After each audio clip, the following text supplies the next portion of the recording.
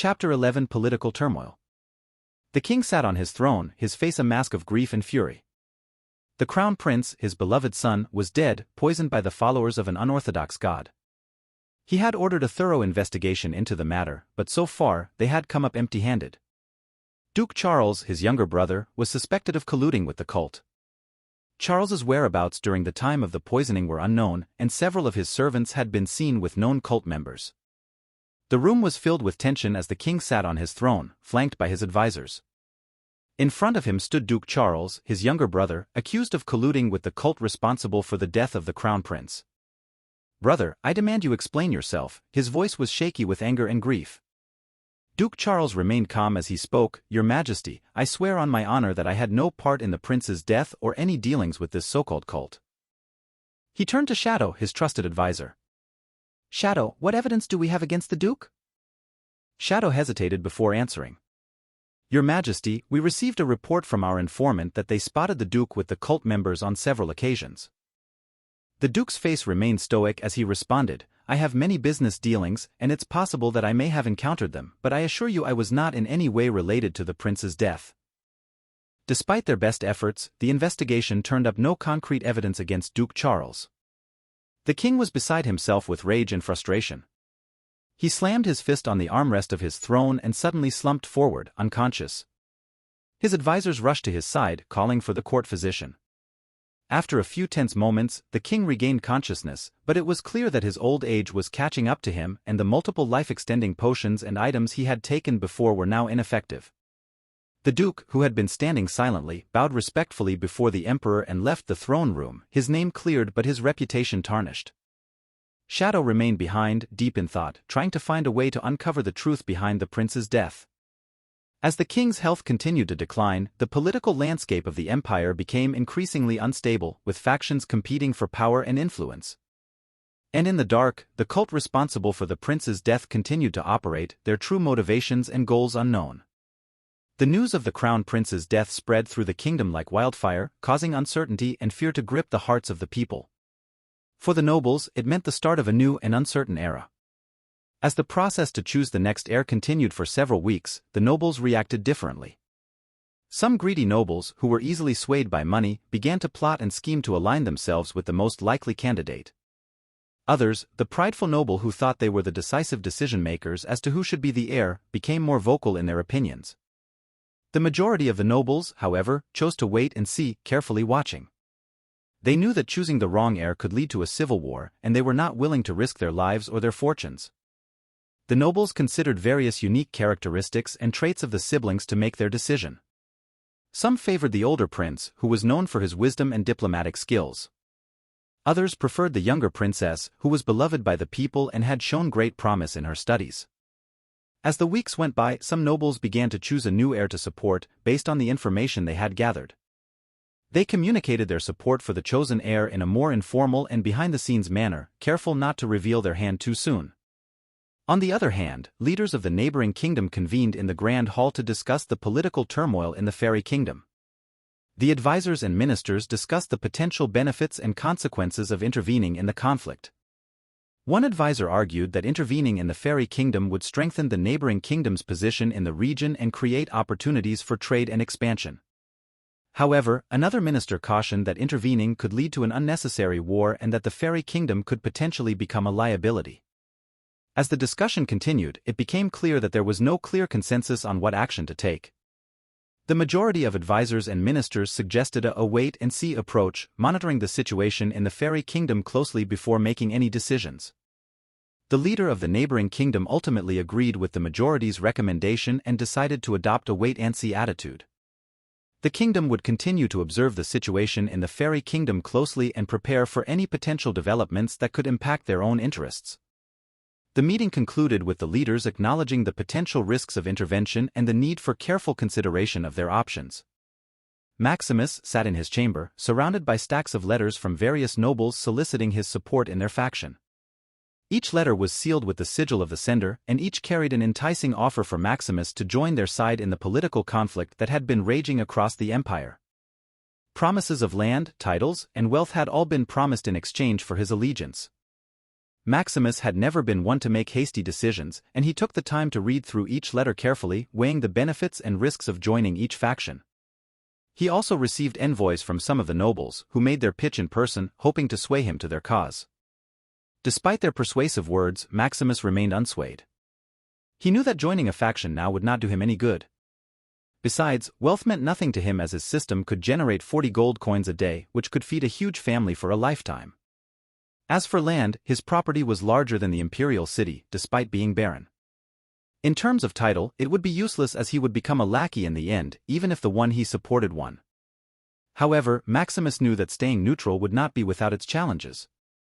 He would likely face pressure and attempts at coercion from both sides, as each faction would suspect him of having hidden agendas. As the days went on, more letters and envoys arrived, each attempting to persuade Maximus to join their faction. He politely declined each one, thanking them for their offers but stating that he had made his decision to remain neutral. Some were disappointed, while others grew angry at his refusal to pick a side. In the end, he decided to remain neutral and refused to join any particular faction. It would allow him to maintain his independence and keep his options open, allowing him to be more flexible in case he was presented with an opportunity. Chapter 12: Assassination. In a lavish private chamber, Marquis Laxus and his trusted advisor, Sir Martus, sat together discussing the latest court gossip.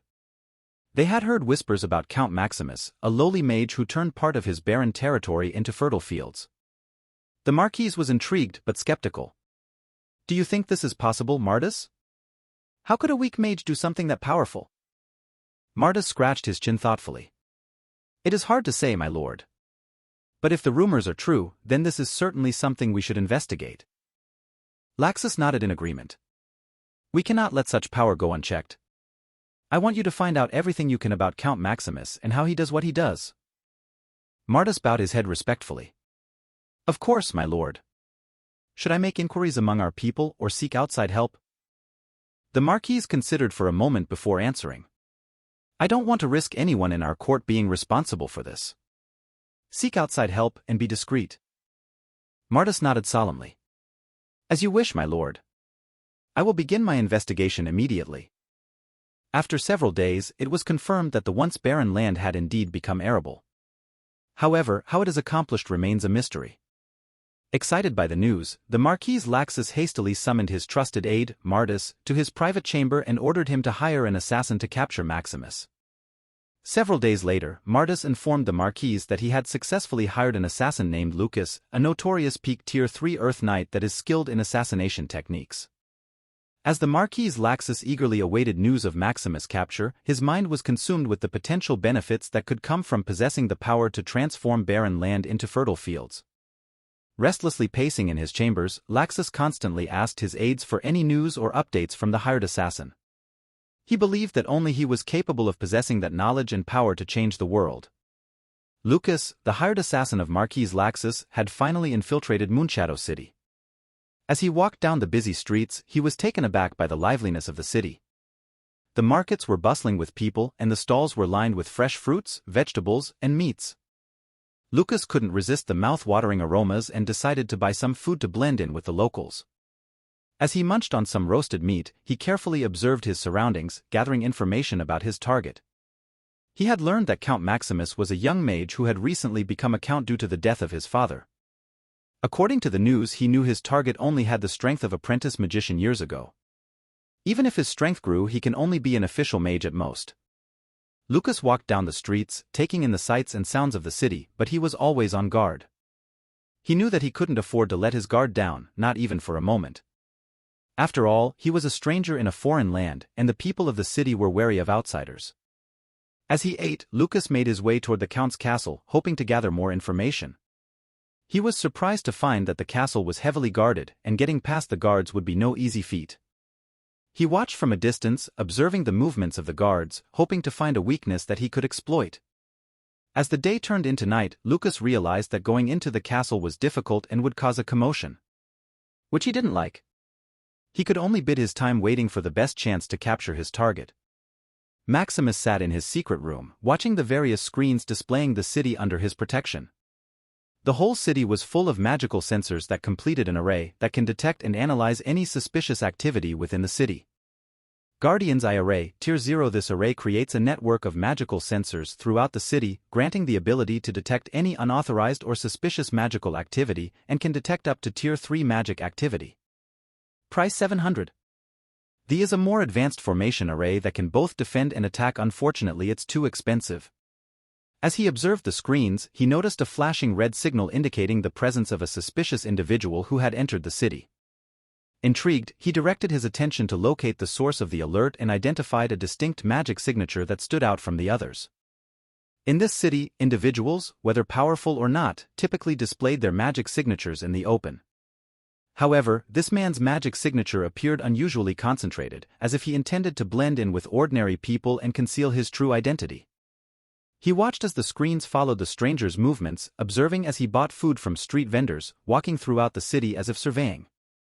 Despite the man's attempts to blend in, his magic signature was instantly recognized by the array database. Despite not being sure if the man came for him, he could not risk this stranger endangering him or his people.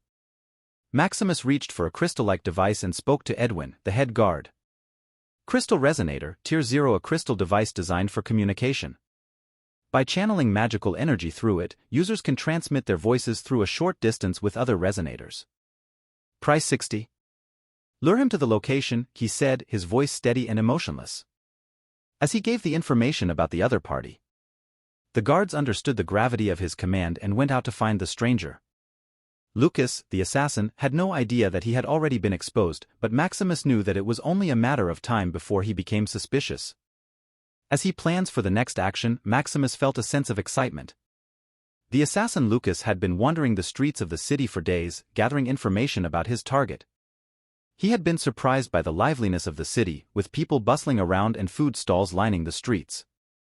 He had even indulged in some of the local delicacies but had remained vigilant, looking for opportunities to capture his target. Finally, he received a message from one of his eyeliners that Maximus was going out of the castle. It was a secluded area on the outskirts of the city, a place where few were allowed to go.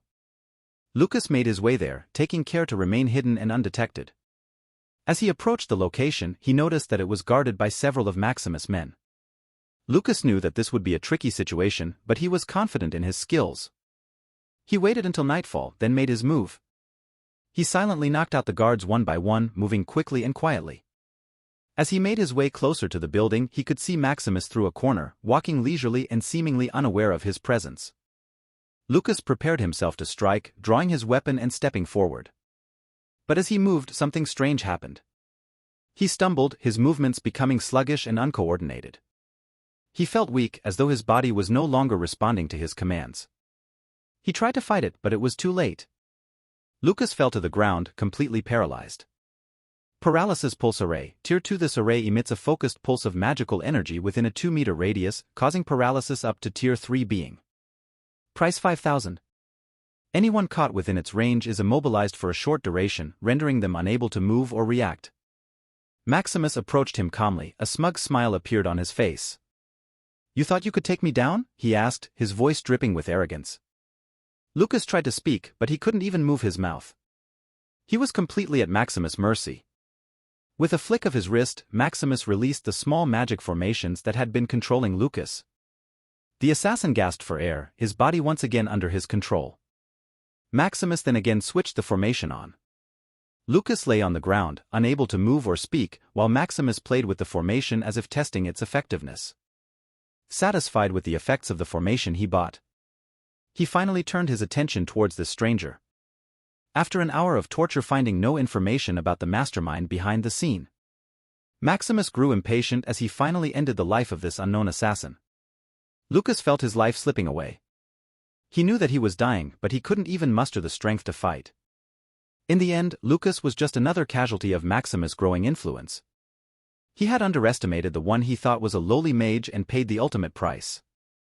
Maximus, on the other hand, continued his days, making babies as his power and wealth grew with each passing day. Chapter 13. The Hunt.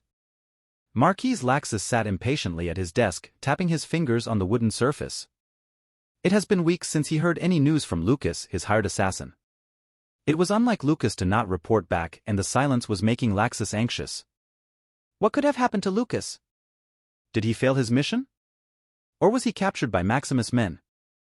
Laxus couldn't shake off the feeling that something was not right. As he pondered over the possibilities, Laxus realized that Maximus may have a hidden force that he was not aware of. His gut feeling told him that there was more to this lowly mage than he had initially thought. Maximus' ability to transform barren land into fertile ones was not the work of an ordinary mage. Laxus knew that he had to find out what Maximus was hiding, and he began to consider other options.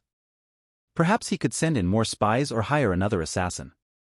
However, he needed a safer and more subtle approach. Then an idea struck him. He decided to spread rumors about Maximus' treasure that can turn a land fertile.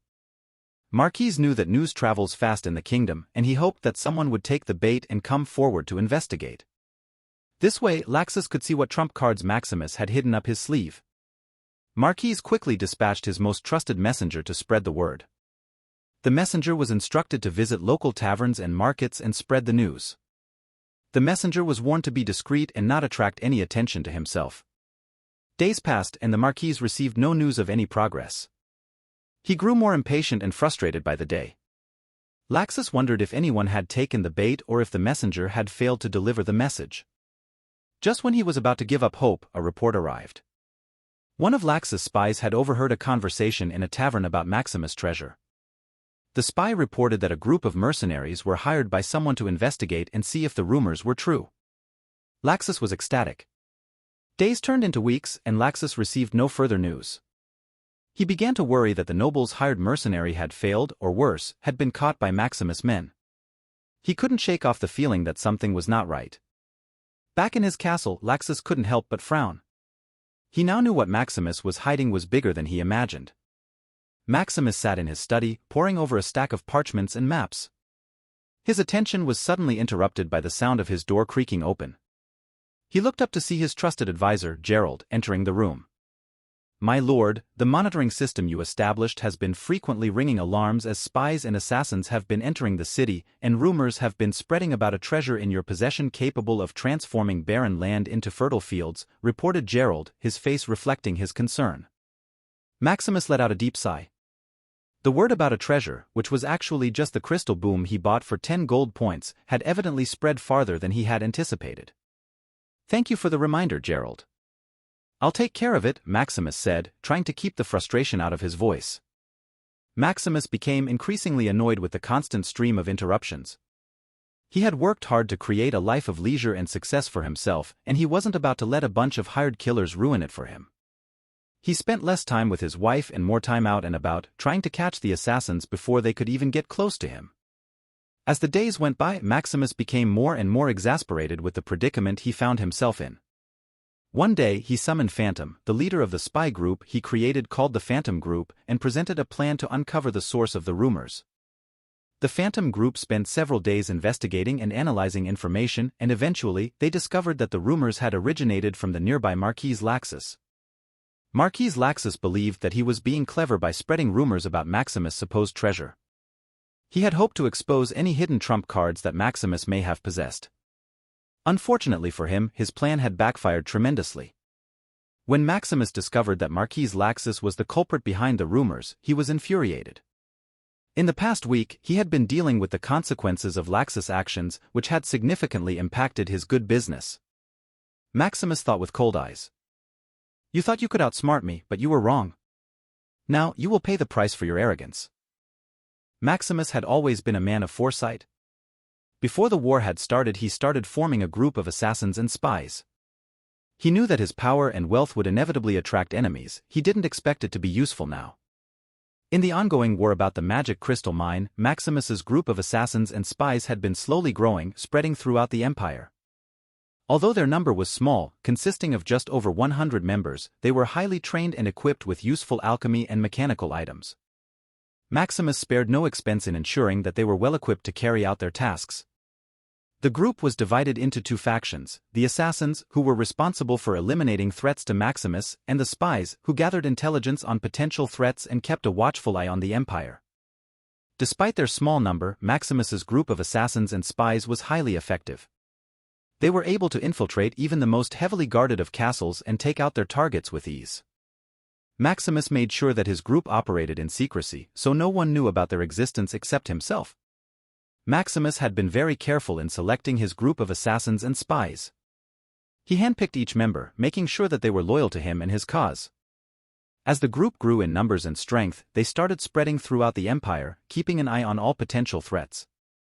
Their equipment made it possible for this group to monitor a large area from the smallest villages to the largest estates. They could intercept messages and track the movements of potential threats, making sure that they were always one step ahead. Maximus was proud of this group as they were a testament to his foresight and his willingness to do whatever it takes to protect his territory. Phantom Group had been planning their attack on Marquis Laxus' castle for a week.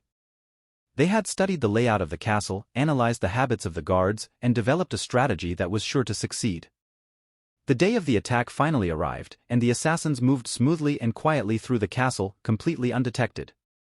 Laxus, exhausted from the previous day's activities, had retired to his chambers early, leaving the castle in the hands of his trusted advisors and guards. Unbeknownst to him, the assassins had already infiltrated the castle, using their alchemy items to seamlessly with the staff or the surrounding land. They moved with the precision and speed of a well-oiled machine, taking out guards and advisors without a sound. As they approached Laxus' chambers, the assassins knew that they had to be especially careful. Laxus was known to be paranoid and had taken great pains to fortify his chambers against any possible attack. As they got closer, Laxus was alerted and tried to rouse in his sleep, but it was too late. The assassins moved quickly and efficiently, silencing him before he could even scream. With Laxus dead, the assassins retreated from the castle, slipping out undetected just as they had arrived. Chapter 14: The Aftermath. The morning sun had just risen over the castle of Marquis Laxus. The guards were going about their usual duties, patrolling the perimeter and checking the gates. But something was off. There was a sense of unease in the air. Then they found him. Marquis Laxus, their lord, lay lifeless in his bedchamber. His body had been discovered by his attendant, who immediately raised the alarm. The news of the assassination spread like wildfire throughout the castle, and soon everyone was talking about it. The guards were in a state of shock and disbelief, trying to piece together what had happened. It was clear that the killer had been skilled and had left no trace of their presence. As the day went on, the news of the Marquis's death reached the surrounding villages and towns. The people were shocked and saddened by the news. Some even began to speculate about who could have done such a thing. Rumors began to spread like wildfire, with many pointing fingers at the neighboring lords and nobles who had grudges against Marquis Laxus. Some even whispered about the possibility of an inside job, with one of the Marquis's trusted men betraying him. The guards were on high alert, searching for any clues that could lead them to the killer. But as the days went by, it seemed that they were no closer to solving the case. Meanwhile, Maximus, who had orchestrated the assassination, was quietly reading the report about Marquis Laxus's death. He was pleased to see that they were still in the dark about his involvement. Days turned, and the rumors continued to spread. Some people began to speculate that Marquis's death was a punishment from the gods for his supposed sins. Others whispered about the possibility of a curse on his family. The death of Marquis Laxus sent shockwaves throughout the kingdom. As the news spread, reactions varied among the people, especially the nobles who knew of the Marquis and his influence. Some nobles, who had no idea who was responsible for the assassination, went about their daily lives as usual, attending to their duties and matters of state. These nobles did not want to get involved in the matter, as they believed it was not their place to do so. However, some of the nobles who were involved in the recent sending of assassins and spies to Maximus City were suspicious. They suspected that Maximus was involved in the assassination, as the assassins and spies they had sent did not return. They believed that Maximus had hidden his strength and had a hidden force that he had used to take out the Marquis. These nobles were afraid of Maximus and his power.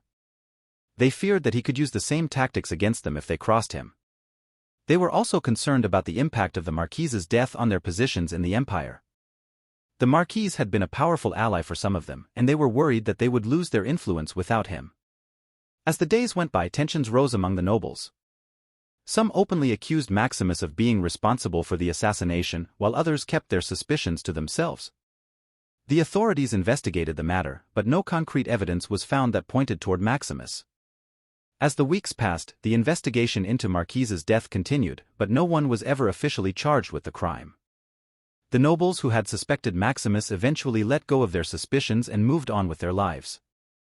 Ultimately, the identity of the assassin who killed Marquis Laxus remained shrouded in mystery, and life in the empire carried on. Maximus already anticipated that the news of the Marquise's death would spark suspicion among the nobles. He was unperturbed by the rumors. As a Tier 2 great mage, he was only one step away from becoming a Tier 3 nascent mage, the strongest in the kingdom. His power surpassed the understanding of most individuals, and he possessed the confidence to face any challenges that might come his way. However, he decided to lay low for a while. He didn't want to draw any unnecessary attention to himself or his family, and he wanted to avoid any potential conflict with the other nobles. Maximus knew that he had enemies in the empire, and he didn't want to give them any opportunities to strike. Despite his concerns about the other nobles, Maximus spent his time tending to his business affairs. He was aware of the rumors and speculation about his involvement in Marquis Laxus's death, and some of the nobles were convinced that he had a hidden force or army that he had used to carry out the assassination. However, Maximus found the notion amusing, as his strength lay in his abilities, and he knew he could handle any situation on his own. In fact, even the existence of the Phantom Group was simply a byproduct of his abilities. As the days passed, Maximus remained vigilant, keeping a watchful eye on this situation. He knew that there were forces at work in the kingdom that were beyond his control and could still threaten him. Despite this, he still made time for his family, enjoying moments of relaxation and fun with his family. Maximus sat contentedly on a picnic blanket, surrounded by his family. The warm sun beat down on his face as he watched his children play dumbly in the backyard, surrounded by a sea of colorful flowers. His wife sat beside him, chatting and laughing, and the delicious smell of food filled the air. For the first time in what seemed like forever, Maximus had time to spend with his family. The death of Marquis Laxus had scared off many of the nobles, and the number of assassins and spies coming to his city had decreased significantly. It was a welcome change for Maximus, who had been dealing with these threats for weeks on end. He looked at his wives and smiled, feeling grateful for their love and support. Luna, his third wife, was pregnant with their fifth child, and he couldn't wait to welcome another addition to their family. Livia, his fourth wife, was also pregnant with their sixth child, and he felt blessed to have such a large and loving family. Erica and Hazel, his first and second wives, respectively, had given birth to their children just a few months ago. Maximus felt a sense of pride and joy as he watched them care for their little ones, and he couldn't wait to watch them grow and thrive in his home. As he took a bite of the delicious food, Maximus felt a sense of peace wash over him. He had spent so much time worrying about the threats to his city recently that he rarely had time for his family. He watched his children play, amused by their silly antics. The two babies, just a few months old, cooed and gurgled as they lay on their backs, kicking their little legs in the air. The two one-year-olds toddled around the yard, chasing after each other and giggling with delight. Maximus felt his heart swell with love for his family. They were his everything, and he would do anything to protect them. He knew that he had to remain vigilant, but for now, he was content to bask in the warmth of the sun and the love of his family. As the afternoon wore on, Maximus and his family enjoyed a leisurely picnic, eating delicious food and savoring each other's company. The children grew sleepy, and Maximus and his wives took turns holding and soothing them. As the sun began to set, Maximus felt a sense of contentment wash over him. He had spent a beautiful day with his family, and he felt reinvigorated by their love and support. As the evening fell, he knew that he would return to his duties as the leader of his city, but for now, he was happy to simply be a father and a husband. Chapter 15: The Next Crown Prince. The kingdom was in a state of flux as the current emperor's health deteriorated, and the question of who would succeed him was on everyone's minds. The king had several sons, each with their own strengths and weaknesses, and there was much debate and speculation about who would be chosen to ascend to the throne. The king himself was aware of the gravity of the situation and called for a meeting with his counselors to discuss the issue of succession. The counselors were a group of wise and experienced men who had served the king for many years, and their opinions and advice were highly valued. They gathered in the king's private chamber, awaiting his arrival. As the king entered, the counselors rose to greet him. He was an old man, stooped with age and illness, but still possessed a keen mind and sharp wit. He took his seat at the head of the table, and the counselors settled into their places around him. "Thank you for coming, my friends," the king said, his voice weak but steady. "As you are all aware, the question of my successor is a matter of great concern for the kingdom. I have called you here today to discuss this issue and to seek your opinion on the matter." The counselors nodded, aware of the weight of responsibility that had been placed on their shoulders. They knew that the decision they made today would shape the destiny of the kingdom for years to come. The counselors started to debate the merits of the various princes, each making a case for why they thought their chosen candidate was the best choice. Some argued that Prince Edward was the most qualified, with a brilliant mind and a keen understanding of politics. Others favored Prince William, citing his military prowess and his ability to inspire loyalty in his troops. The debate grew heated, with each counselor speaking passionately in defense of their chosen prince. The king sat quietly, listening to their arguments with a faint smile on his lips. He had seen this all before, many times over the years, and he knew that it was an inevitable part of the process. As the debate continued, the king closed his eyes and leaned back in his chair, lost in thought. He weighed the merits of each prince in his mind, considering their strengths and weaknesses, their temperaments and personalities, and the future that lay ahead for the kingdom. Finally, he opened his eyes and looked around the table, his gaze resting on each counselor. "I have heard your arguments, my friends, and I appreciate the wisdom and experience that you bring to this discussion. But in the end, the final decision must be mine." He paused for a moment, allowing his words to sink in. "I have chosen Prince Alfred as my successor. He has shown himself to be a man of great intelligence and wisdom, with a deep understanding of the complexities of governance. He has the respect and admiration of his peers, and I am confident that he will make an excellent ruler." There was a collective gasp from the counselors, and a murmur of surprise ran through the room. Many of them had expected another prince to be chosen, and they were taken aback by the king's decision. There was a moment of stunned silence as the counselors absorbed the news. Then, slowly, they began to nod in agreement. They knew that the king's decision was final and that it was their duty to support him and Prince Alfred in the days and years to come. Alfred sat in his chambers, staring blankly at the wall. He had just received the news that he was to be appointed as the crown prince. He couldn't help but feel a sense of excitement and responsibility wash over him. Alfred stood up from his chair and walked over to the window, gazing out at the sprawling city below. He took a deep breath and steeled himself for what will come. He knew that he had a lot of work to do, and he was ready for it. Just then, there was a knock on the door, and Alfred turned to see his father, Magnus, standing in the doorway. "Alfred, my son," the king, Magnus said with a smile. "I hope you're ready." Alfred nodded, feeling a surge of pride at his father's words. Magnus walked over to Alfred and placed a hand on his shoulder. "I am proud of you, my son. You have shown great promise and potential, and I know that you will make a fine leader." Alfred felt a lump form in his throat as he looked up at his father. He knew that his father was not one to give praise lightly, and his words meant everything to him. "Thank you, father," Alfred said, his voice barely above a whisper. The king smiled and patted Alfred's shoulder before turning to leave the room. As his father left the room, Alfred sat back down in his chair and closed his eyes. He took a deep breath and allowed himself to calm down. The news of Prince Alfred's appointment as the next crown prince spread, and the princes reacted in different ways. Some were supportive, seeing Alfred as a wise and capable leader who would guide them to a bright future. Others were resentful, feeling that they were overlooked and that they were more deserving of the title. Prince Edward, the eldest prince, was particularly resentful. He had always believed that the throne would be his, and he had spent his entire life preparing for the role. He had studied diplomacy, strategy, and warfare, and had built a network of powerful allies throughout the kingdom. But now, all of his ambitions had been crushed and he was left with nothing. Prince Edward retreated to his chambers, where he spent hours brooding over his misfortune. He cursed Alfred and his father and vowed that he would never forgive them for what they had done to him. Meanwhile, Prince Richard, the youngest of the princes, was more accepting of the news. He had always been a happy-go-lucky sort of person, more interested in music and poetry than in politics or warfare. He saw Alfred as a kind and gentle brother, and he was happy to support him in any way he could. Prince Edward approached Alfred later that day and offered his congratulations. "I'm so happy for you, brother," he said. Alfred smiled warmly at Edward, grateful for his support. He knew that he would need all the allies he could get in the coming months and years. Finally, a week after Alfred's appointment, the king announced the schedule of his coronation as the next heir to the throne. There would be a grand ceremony in the capital city, with nobles and dignitaries from across the kingdom in attendance.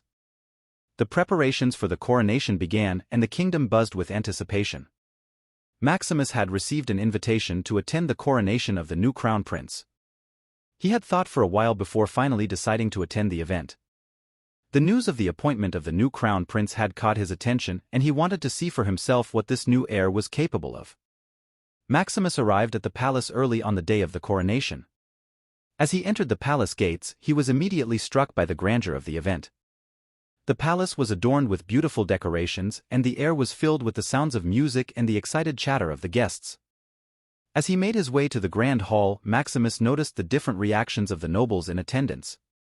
Some were pleased to be there, others were looking forward to seeing the new crown prince, hopeful that he would be a strong and capable leader. However, there were also those who were disappointed with the choice of the new crown prince. They had hoped that their own favored candidate would be chosen and were now left feeling bitter and resentful. Maximus also noticed their frowns and scowls. Maximus took his seat among the other guests, his eyes fixed on the entrance to the grand hall.